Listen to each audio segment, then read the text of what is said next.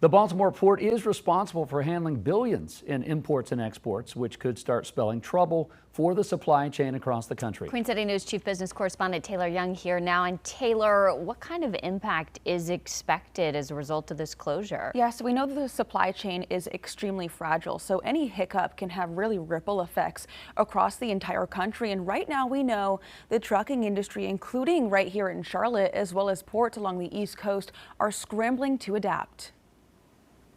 Baltimore's Francis Scott Key Bridge crumbling to the water below, while efforts Tuesday focus on finding those unaccounted for. Concerns over the long-term impact on the region's supply chain loom. That's such a busy bridge, so it was very heartbreaking. Out of the estimated 11.5 million vehicles that cross the bridge annually, Clarissa Rankin and her big rig were one of them. About once a month, she hit the road from Charlotte, carrying cargo straight through Baltimore to states up north. Now, the route is no longer an option. It can slow down a lot of things that we are providing to normal, everyday necessity items, grocery stores. So it's a big impact, big. The collapse not only impacting a major interstate and trucking corridor, Baltimore's major shipping hub is now out of commission for what could be months. First of all, this is an unprecedented situation. We have never seen anything like it. Lars Jensen is a container shipping expert based in Copenhagen. While he does not expect the Port of Baltimore shutdown to slow down the global supply chain, regional impact could be devastating. What you will see is the immediate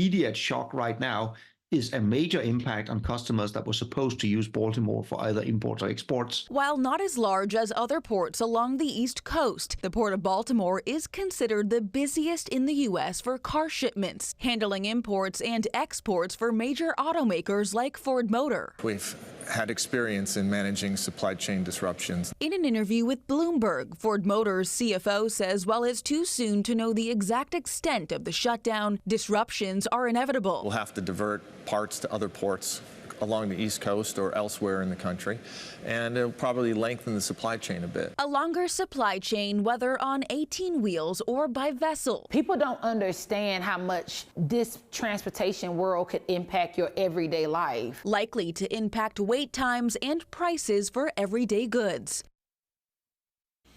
And we were just talking about those goods. You mentioned the importance of the automobiles coming in, coming out. What other goods are used here on this waterway? Yeah, so of course, cars being the number one. We also have coal, we have agricultural products, farming equipment, as well as construction materials. So all of these, just like the CFO of Ford Motor says, will have to be moved to other ports in the region. The silver lining here is that while the Baltimore port is large, it is not in comparison to others along the East Coast, including in New York and New Jersey. So those ports are now expected to take an uptick in volume around 10%, which is something that we are being told that they can handle. So that is the silver lining here. A lot of logistics being sorted out today. Taylor, thank you for that.